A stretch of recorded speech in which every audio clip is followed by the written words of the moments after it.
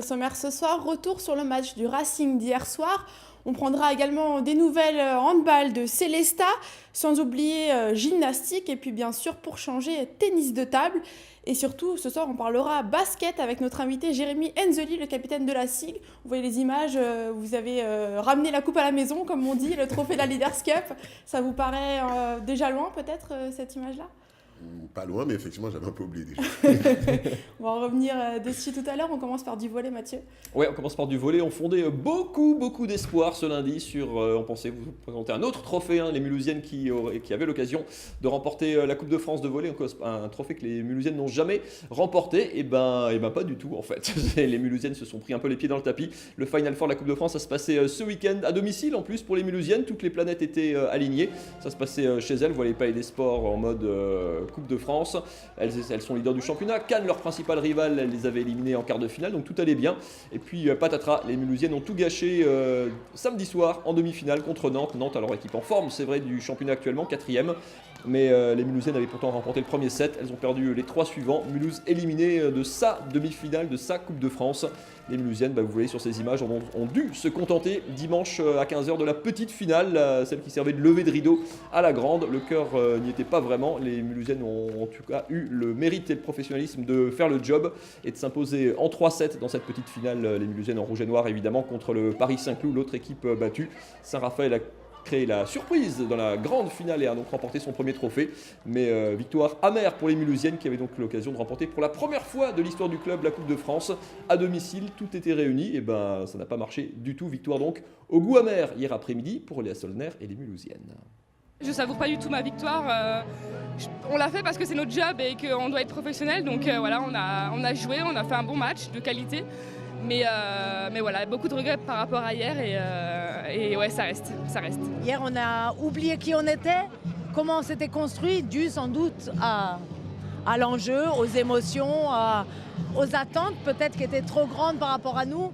Voilà, maintenant, comme je leur ai dit, on gagne ensemble, on perd ensemble, on va se relever ensemble. Hier aussi, un peu plus tard que le volley, Mathieu, du foot, le Racing. Ouais, le Racing, les Mulhousiennes, c'était pas leur week-end. Le Racing, un peu dans le dur aussi en ce moment. C'était pas le dimanche des Strasbourgeois qui étaient à Nice hier après-midi. Du côté du Stade Duré, les Strasbourgeois en bleu, évidemment, qui ont souffert en première mi-temps avec le feu follet Alain Saint-Maximin. La pépite niçoise sur l'aile qui donne le tournis à toute la défense, à Kenny Lala notamment. Il se retourne, un joli centre au deuxième poteau pour Youssef Attal, un petit peu seul qui devance Dimitri Liénard et Nice ouvre la marque. Donc en milieu de première mi-temps, pas grand-chose à se mettre sous la dent côté Racing. C'est à peine mieux en seconde période.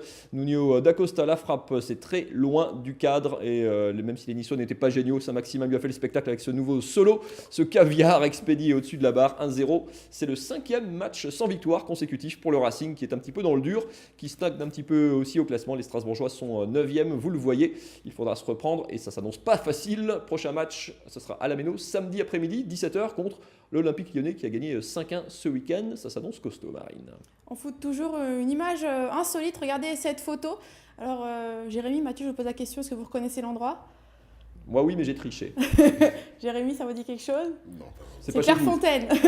Et alors, si on peut remettre la photo, à droite, c'est l'équipe féminine du FC Burnop-le-Haut, qui est donc dans le Haut-Rhin, et à gauche, donc l'équipe de France. Les joueuses de Burnop qui sont allées faire un stage à Clairefontaine le temps d'un week-end. Voilà, elles sont mises dans la peau de championne. Du peu, carrément.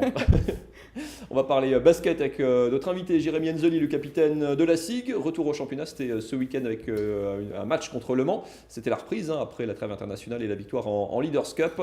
C'était Le Mans Orenus, Marine, beaucoup de lettres bizarres. Ça s'est plutôt bien passé pour les Alsaciens. Oui, les deux équipes qui étaient à égalité avant le match. La SIG qui mène les débats en première mi-temps, plus 11 à 3 minutes de la pause. Le score à la mi-temps, 41-36. Et puis la SIG a pu compter ensuite sur un excellent Youssouf Affal en deuxième partie de match. 4 paniers à la suite pour lui. Ça fait plus 11 pour la SIG. La SIG qui maintient Le Mans à distance durant le troisième quart-temps et la moitié du quatrième. Mais Le Mans rattrape doucement mais sûrement son retard. victoire. 69-63, la SIG respire à nouveau avec ce 3 points de Jarel Eddy, 74-66. Et puis ensuite, c'est un panier avec la faute pour Le Mans, 74-71. Les visiteurs sont à -3. Et puis s'ensuit sur une attaque strasbourgeoise un stop défensif du Mans avec ce joli contre. Il reste 37 secondes, Le Mans a la balle pour revenir à égalité et les Noirs marquent et reviennent à -1. 16 secondes avant la fin du match, temps mort, il s'ensuit une succession de lancers francs des deux côtés. Et puis en toute fin de match, Mike Green a 1 sur 2 au lancer franc alors qu'il reste 4 secondes, qui permet à la SIG de rester à +2. Le Mans, dans les dernières secondes, qui tente un dernier tir à 3 points. Et sur le buzzer, c'est loupé. Les Sigmen se sont fait peur mais remportent le match 77-75. La SIG a empoché une victoire importante dans la course au play-off. Avec 12 victoires et 9 défaites, Strasbourg est actuellement 6e au championnat de Jeep Elite. Alors Jérémy, cette fin de match était un petit peu compliquée. C'était quoi? C'était surtout offensivement que vous avez eu du mal les dernières minutes? Ouais, je pense qu'on les a un peu moins bien contenus. On n'a peut-être pas assez joué. En attaque, on voulait trop conserver la balle et pas faire d'erreurs. Et c'est la même erreur qu'on avait déjà fait chez eux. On avait bien géré le match pendant 3 quarts-temps et demi, presque même pendant 4 quarts-temps. Et sur les 3 dernières minutes, ils s'étaient revenus. Et là, ce shoot-là, on a vraiment eu peur. Parce que moi, de mon angle, j'ai même cru qu'il y était. Donc il m'a fallu quelques secondes pour savourer la victoire. Mais le plus important, c'est qu'on a obtenu. Marine parlait de la victoire en Leaders Cup, ça remonte à 15 jours déjà, il y a eu la trêve internationale. C'est presque dommage de ne pas avoir pu enchaîner tout de suite. C'est vrai qu'après un trophée, parfois on est sur une bonne dynamique, on enchaîne. Là, il y a eu une espèce de coupure. Après, je pense que c'est aussi un break qui faisait du bien, parce que de toute façon, jouer 3 matchs en 3 jours, c'est intense, et pour le corps, c'est assez impactant. Mais c'est surtout d'avoir gagné derrière contre Le Mans. Et si là, on réussit à enchaîner avec une deuxième victoire, là, ça va donner une vraie dynamique. Et je pense qu'on pourra surfer dessus pendant quelques temps. Durant le match, on a pu voir de nouveaux joueurs, 2 Australiens. Le championnat est terminé là-bas. Il y a un nouveau meneur, Nathan Sobey. On va voir les images juste là. 28 ans, il est le meilleur passeur du championnat en Australie. Et puis à l'intérieur, David Anderson, 38 ans, 2,13 m. Ça fait du bien, 2 nouveaux joueurs comme ça pour la suite de la saison. Mais je pense qu'on avait déjà un très bon effectif. La mayonnaise, elle n'a pas toujours pris, mais là, avec 2 joueurs comme ça rajoute encore. Là, ça commence à devenir vraiment très dense. Je pense que pour les équipes adverses, quand elles font le scouting contre nous, elles commencent à se dire que ouais, quand même, l'équipe là, c'est pas mal du tout. Donc maintenant, il faut que ça prenne, qu'on les intègre bien et qu'on puisse essayer toujours de retirer le meilleur de chacun. Et je pense qu'on pourra espérer quelque chose. Ça va être une saison, ça va être relativement long la fin de saison parce que vous êtes éliminé de Coupe d'Europe. Évidemment, Coupe de France, Leaders Cup, c'est fini aussi. On passe sur un rythme à 1 match par semaine seulement. C'est différent dans le timing. Sinon, sur les 6 premiers mois de saison, on est à 2 matchs par semaine. Ça va être un petit peu long. Comment vous appréhendez cette fin de saison? On va dire que ce sera une période d'adaptation. Le temps qu'on se réadapte à 1 match par semaine, donc à beaucoup plus d'entraînement. Mais on a aussi besoin que vraiment on puisse se trouver, puisque c'était aussi difficile de travailler des fois, puisque on n'avait que 2-3 jours entre chaque match. Il fallait quand même aussi gérer le corps entre les deux. Donc là, on aura le temps de bien travailler, d'avoir un vrai collectif. Et je pense que c'est comme ça que Vincent pourra mettre de plus en plus sa patte sur cette équipe.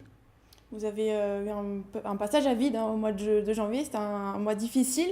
Ça vous a relancé ce trophée de Leaders Cup. Quelles sont les ambitions pour la fin de saison? Vous avez des objectifs clairement définis? Oui, de toute façon, on sait que dans tous les cas, la SIG, c'est une top team en France. Aujourd'hui, on n'a plus qu'une compétition. On a un effectif de 12-13 joueurs. Donc, c'est clair qu'on joue le titre. Après, on sait que ce ne sera pas facile, mais comme je l'ai dit, justement, avec un entraînement par semaine, ça va nous permettre de bien travailler et de pouvoir maximiser notre potentiel, je pense. Vous avez surpris beaucoup de monde en allant remporter cette Leaders Cup. Le Strasbourg était souvent favori. Là, c'est peut-être qu'il vous l'a décroché l'année où on vous attendait peut-être le moins. Il y a eu, entre l'élimination en Coupe d'Europe, il y a eu une altercation entre joueurs à un moment à l'entraînement. Vous avez vous-même, vous avez vous-même boudé une fois le vestiaire lors d'un déplacement à Limoges. Enfin, c'est une drôle de saison dans un effectif où en fait, nous, on en fait des tonnes et en fait, ça fait partie de la vie d'une équipe. Bon, c'est quand même, il y a eu pas mal de rebondissements, ça c'est clair, mais dans chaque effectif, chaque année, il y en a toujours, même là actuellement, dans plusieurs autres effectifs de Jeep Elite, il y en a, donc c'est les aléas de la saison. Après, il faut les gérer, et là, sur la Leaders Cup, justement, cette équipe a su montrer qu'elle n'avait pas que du caractère en dehors du terrain, on a su le montrer sur le terrain, donc c'est une bonne chose. Donc maintenant, à nous de construire à partir de ça, pour essayer d'aller chercher le vrai titre. On n'est pas obligé d'être copains tout le temps dans une équipe. Enfin, c'est comme dans la vraie vie, hein, il y a des conflits aussi au basket, comme dans. Ouais, c'est comme partout. dans une famille. Par exemple, entre frères et sœurs, on se bagarre bien, mais c'est pas pour autant qu'on s'aime pas. Donc c'est la même chose. On a su construire sur ça, donc je pense que c'est le plus important. C'est une Marine, image. basket ou Ouais. pause? On y retourne après au basket. Ouais, je vais vous parler d'un Alsacien. On parle pas souvent de tennis de table, et ben c'est un tort. On va apprendre à en parler avec ce jeune homme qui va faire parler de lui certainement. Il s'appelle Can Akudzu. Il vient de Haguenau, natif de Haguenau. Il est devenu champion de France senior de tennis de table. Ça se passait au Mans ce week-end. Vous le voyez en bas de votre écran en gris et jaune. Natif de Haguenau, je le disais. Il a commencé le ping ou le tennis de table, comme vous voulez, à Haguenau. Pôle espoir à Haguenau. Puis après, il a dû s'exiler un petit peu. Pôle France du côté de Nantes. Il est passé par l'INSEP, par un club allemand également. Ça va très vite, hein. C'est vraiment très impressionnant. Et il remporte donc à 21 ans son premier titre de champion de France lors de ces championnats qui se passaient au Mans, Antares, hein, la salle de basket. Can Akudzu, 21 ans, à suivre évidemment, en tout cas un des talents alsaciens, exilé un petit peu à Cergy-Pontoise, un des meilleurs clubs français depuis quelques années, mais à suivre Marine actuellement. Autre sport dont on parle un peu moins souvent, gymnastique. Ce week-end se passaient les demi-finales de top 12 entre Haguenau et Meaux. Ça se passait à Haguenau. C'est une compétition top 12 par équipe, 12 duels de gymnastes par match. Un duel, en fait, c'est une gymnaste de chaque équipe qui affronte une autre gymnaste sur un agrès. Haguenau donc, qui affrontait Meaux, les championnes de France en titre. Il y a eu des duels à insérer, notamment, vous voyez là à la barre, 12,45 points pour Meaux contre 12,40 pour Haguenau. Également, c'était compliqué. Regardez là, vous voyez des images, ça se joue à pas grand-chose, hein, c'est très très technique. Ça se jouait à pas grand-chose, notamment aussi au saut. Le saut qui a été remporté pour moins de 2 dixièmes par Meaux. Vous voyez ici voilà, des images du saut. Haguenau a remporté seulement un seul des 12 duels partagés entre les 4 agrès. Victoire large, hein, largement de Meaux, 34-14. Et désormais, c'est place pour les Haguenoviennes à la petite finale le 26 avril contre Saint-Étienne. Et l'enjeu donc, ce sera la médaille de bronze pour elle. Oui, très attentif, Jérémy Enzoli. Les basketteurs qui sont grands et pas très souples, ça les impressionne, la gym. Ouais, j'étais en train de regarder ce qu'elle faisait, c'est impressionnant. Moi là-dessus, je fais un tour et je suis au sol. Donc. Et après 3 mois de kiné, quoi. On va parler handball, ça va pas mal, ça va beaucoup mieux pour le Célestat Alsace Handball après un début de saison un peu catastrophique. Ça va beaucoup mieux chez les Violets. Ils jouaient ce week-end à domicile contre Massy. Ça se passait vendredi soir dans leur salle du CSI avec toujours du monde. Leur public les a pas lâchés. Les Violets qui commencent doucement, très doucement, un partout après 8 minutes. On a pris son temps, hein. Ça s'est accéléré un petit peu heureusement après les Célestadiens qui trouvent du jeu rapide. Nati Camara qui permet aux Célestadiens de faire la course en tête dans cette première mi-temps. D'autant plus que Perisic au but commence à enchaîner les parades et même à bloquer certains ballons. Résultat, relance immédiate à la façon quarterback pour trouver la fusée. Nati Camara, on est déjà de l'autre côté du terrain. Ça se passe bien pour Célestat. Massy qui est sur 4 victoires consécutives, qui est 5e du championnat pour l'instant, une place de play-off qui revient 13-10 pour les Violets à la pause. Le bras de double, regardez la petite feinte entre les jambes du gardien, le jet de 7 mètres, ça c'est du sang-froid. Célestat toujours bien dans cette deuxième mi-temps, des nouveaux arrêts de Perisic, des relances toujours rapides. Kauvenberg à son tour, Célestat toujours devant. On craignait cette équipe qui a parfois des trous de concentration qui lui ont coûté cher dans certains matchs. Ça va plutôt bien, les Célestadiens vont être costauds. Perisic toujours, le spectacle allié à l'efficacité, le kung-fu en fin de match pour Camara et puis le pivot Niembo en mode roucoulette et les Célestadiens qui s'imposent sans trembler cette fois-ci 25-21, 3e victoire consécutive à domicile pour les Violets. Ça va un peu mieux, ça donne de l'air en tout cas au classement. Nouvelle dynamique peut-être, écoutez Nati Camara. Nouvelle dynamique, oui et non. On a toujours essayé de se donner à fond. Maintenant, le travail commence un peu à payer. On fait moins d'erreurs, on reprend un peu confiance à force de faire des résultats. Donc c'est cool, ouais, on est sur une bonne dynamique. C'est cool, dit-il, regardez ce que ça donne au classement. Ça va beaucoup moins bien en tout cas par contre pour les Sables, entre la fusion Schillig-Strasbourg qui a perdu le match à ne pas perdre du côté de Grenoble. Les Sables qui redevient relégable, les 2 derniers descendent, il reste encore 8 matchs. Célestat, vous le voyez par contre, est 8e avec 15 points à 7 points des playoffs à 8 journées de la fin. Est-ce qu'avec cette nouvelle dynamique, Célestat peut à nouveau regarder vers le haut? Écoutez à ce sujet Christophe Viennet, l'entraîneur célestadien. Non, je crois qu'il faut arrêter. Il faut vraiment arrêter avec ça. Il n'est pas question de regarder vers le haut. Bon, pas question de regarder vers le haut. Non. On ne posera plus la question, promis. Il y a quand même encore 7 points. Mais sur leur dynamique actuelle, qui sait? On reviendra quand même du côté de Célestat jeter un œil. On continue de parler basket, Marine, mais côté coulisses, côté vestiaire cette fois-ci.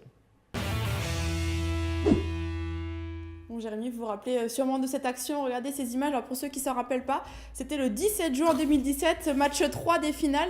Vous êtes dans le camp adverse et vous prenez c'est contre Chalon, SIG Chalon. Vous prenez ce tir au buzzer qui permet à Chalon de passer devant dans la série. Il y avait un partout avant ce match-là. Est-ce qu'on vous en parle? La suite, on la connaît. C'est la SIG qui perd, qui perd cette série-là. Est-ce qu'on vous en parle souvent de ce tir-là au buzzer? Malheureusement, oui, un peu trop. Ouais. Parce que ça revient souvent, c'est soit on me dit « Ah, tu nous as volé un titre », ou soit on me dit qu'il faudra nous mettre le même. Donc effectivement, ça revient au moins une fois par semaine, facile. Justement, bah voilà, comme ça, on est lundi, c'est fait. Comme ça, c'est fait. J'ai mon quota de la semaine. Nous, on va dire, vous nous devez la même, rendez-vous dans quoi? On est en mars, dans 2 mois. 3. Pour revenir sur vos débuts, vous avez commencé le basket assez tardivement, vers 14-15 ans. Vous avez fait du foot avant ça, mais vous avez d'autres qualités, regardez. Je suis toujours celui qui est en train de blaguer, de mettre l'ambiance, de danser, de chanter, puisque j'ai une très belle voix et des qualités de danseur indéniables.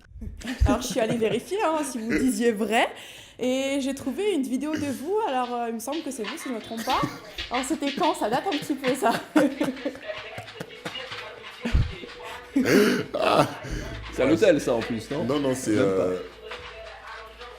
Vous vous Non, rappelez même plus je vous-même. pense que c'est chez Kevin Sarafin. Je sais pas Oui, si- c'est lui, c'est sur son compte YouTube, donc je pense que Ouais. c'est lui qui était derrière la caméra. C'était chez Kevin une petite battle avec son frère. Et encore là, j'ai pas donné. Là, j'étais à 25% et puis j'étais très jeune. C'était il y a maintenant, je pense, une dizaine d'années. Vous êtes amis quand même encore ou... Ben après ça, après cette danse, il m'a plongé au rang de meilleur ami. Là. Il a vu ça, il a vu trop de talent. Il s'est dit, je peux pas le laisser partir comme ça. Donc, effectivement, vous avez vu mon talent caché. Mais ça, c'était les débuts, vous avez progressé quand même. Ah oui, non, depuis, maintenant, là, c'est concert de Beyoncé et tout. Mais bon, Ouais, mais je regardez sais- la preuve en image, vous avez progressé en danse. En tout cas, concert de Beyoncé, j'ai pas la preuve, mais Oh là là. ça se passe dans les vestiaires. Il y a toujours une bonne ambiance comme ça, vous dansez tout le temps dans les vestiaires comme ça. Non, depuis que Jacques est plus là, un peu moins. C'est parce que Jacques, il m'était beau. C'était mon DJ. Et donc, sans mon DJ, je ne suis rien. Et donc, depuis qu'il est plus là, un peu moins de danse. C'est vrai. Jacques Aling, il faut qu'il revienne vite, du coup. C'est ça. Mais il commence à le voir de plus en plus en ce moment. Donc, peut-être qu'on va revoir de nouvelles vidéos. Alors derrière le téléphone qui vous filmait, c'était Ali Traoré. Il vous chambre d'ailleurs souvent, et ça ne date pas hier, le fait qu'il vous chambre, regardez. Moi, je trouve qu'il a un physique de rappeur, une voix de rappeur, mais c'est un garçon très bien élevé, très sympa, très gentil. Et bon, il est un peu con, quoi. Un peu con, quoi. Sympa le coéquipier. C'est toujours comme ça encore maintenant aujourd'hui? Oui, et surtout, je sais pas pourquoi il veut toujours me mettre dans son équipe de calvitie. Pourtant, j'ai un afro. J'ai l'afro, donc je comprends pas pourquoi il me met dans cette équipe-là. Mais bon, il aime beaucoup m'en parler, en tout cas. Aurélus, en tout cas, il se moque encore de vous. Récemment, j'ai enregistré, regardez cette story Instagram. Voilà, il vous prend. Il a écrit: c'est mignon, Jérémy a droit à des cours particuliers avec le coach. Alors, c'est vrai ça? Vous avez des cours particuliers avec le coach? Ben, le coach, c'est quelqu'un qui a beaucoup de connaissances dans le basket et il aime beaucoup partager ses connaissances. Donc, et moi, je suis toujours avide d'apprendre. Donc, c'est toujours des petits moments comme ça. Et puis, surtout, le vrai truc, c'est qu'Ali, il aime beaucoup son téléphone. Et, il est tout le temps, il est à l'affût de tout. Ils vivent ensemble. Ah oui, c'est peu de le dire. Ça compte justement une bonne ambiance comme ça. Je sais pas, est-ce que c'est souvent comme ça dans les autres équipes, ou particulièrement cette année, ou c'est juste Ali Traoré qui relaie ça beaucoup sur les réseaux Bon, déjà, Ali, oui, il est très actif sur les réseaux, puisque bon, il pense être un influenceur. Hein. Mais non, ça dépend des années. Ça dépend vraiment des années. Des fois, il y a des équipes avec qui ça colle vraiment bien, d'autres beaucoup moins. Et cette année, ça fait partie des équipes qui collent bien, vu que déjà, ce qui est bien, on a beaucoup de francophones. Donc, ça permet de vraiment beaucoup échanger. On a vraiment que des gars très simples, très sympas. Donc, la monnaie s'est appris très facilement de ce côté-là. Là, on voit le bon côté des réseaux sociaux, ce qui est drôle, puis on en rigole et tout. C'est... on fait attention quand même à ce qu'on met dessus, où il faut faire confiance à ses coéquipiers aussi, parce que là, entre guillemets, c'est amusant et on en rigole, mais on sait que ça peut avoir un côté pervers parfois. Moi, je suis pas un grand fan des réseaux sociaux. Donc, je suis beaucoup à l'écart de tout ça. Donc, par exemple, je la découvre, cette vidéo. Je savais pas du tout qu'il avait Ça vous posté rattrape, comme quoi ça vous rattrape quand même. Ouais, c'est ça, c'est que bon, on peut essayer de... Enfin, moi, je ne posterai pas grand-chose, mais effectivement, ça n'empêche pas. Mais de nos jours, avec tout ce qui se dit, tout ce qui se passe, maintenant l'influence des supporters, etc., je pense qu'il faut quand même faire attention à ce qu'on met et ce qu'on dit, parce que ça peut vite nous retomber dessus. Donc, il y en a certains qui le gèrent mieux que d'autres. Ali le gère très bien, donc c'est une bonne chose. Vous lui ferez un procès si jamais. Allez, il nous reste 2 petites minutes. On va parler sérieusement, enfin, un peu plus sérieusement de cette fin de saison. Vous connaissez évidemment le passif de Strasbourg. Vous y avez été pour quelque chose avec les 5 finales perdues, la 2000 l'an dernier. Il y a toujours, vous sentez toujours cette attente du public du Rhenus qui était nombreux. Hein. On était quasiment à guichet fermé à nouveau samedi soir. Il y a vraiment cette attente de titre. C'est quelque chose que vous percevez ici? Oui, ça, je l'ai vraiment senti. Et puis surtout, malheureusement, pour Strasbourg, j'étais là au tout début quand ça a commencé, en 2013. Et quand je compare par exemple avec les finales de 2017, l'engouement était clairement différent. Aujourd'hui, on sent qu'il y a un vrai engouement derrière le club. On le voit encore là d'avoir guichet fermé à ce moment-là, alors qu'on n'est pas très bien classé. C'est la plus grosse affluence de France, hein, pardon, je vous coupe. Oui, sur la première moitié de saison, en valeur brute, c'est la plus grosse affluence française, qui est une nouveauté aussi. Enfin, il y a 10 ans, c'était pas ça à Strasbourg. Non, mais c'est clair. Et moi, comme j'ai dit, moi je le voyais il y a 5-6 ans. Donc, on sent que la ville attend que ça pour vraiment pouvoir complètement exploser. Donc, ce serait vraiment magnifique qu'on puisse le faire. Après, malheureusement, les autres, ils ne vont pas nous le donner. Mais ce serait vraiment une belle chose qu'on puisse le faire. Et je pense que ça pourra encore donner un nouvel élan à la ville et au club de réussir à avoir ce titre. Jérémy Enzoli à Strasbourg, pour finir, c'est pour une saison, c'est plus si affinité Mais c'est déjà signé 2 saisons. C'est 2, pardon. C'est vrai. Et après, malheureusement, dans le sport, on ne peut pas trop savoir ce qui se passe. Ça dépendra de ma forme, des besoins de l'équipe dans 2 ans. Donc, moi, j'aimerais bien pouvoir rester ici quelques années. Mais après, ça, c'est une question à laquelle je ne peux pas réellement répondre, on va dire. Très bien. Merci beaucoup, Jérémy Enzoli, d'être venu dans cette émission ce soir. On vous retrouve évidemment sur le parquet du Rhenus. Bientôt, il faut patienter un petit peu à l'extérieur, hein, ce week-end d'abord, avant de retrouver le Rhenus. Merci beaucoup, Marine. Ça fait plaisir, basket. Si vous cherchez une ailière shooteuse pour compléter l'effectif, elle candidate. Je dunk, tout. La totale. Merci beaucoup à tous les deux.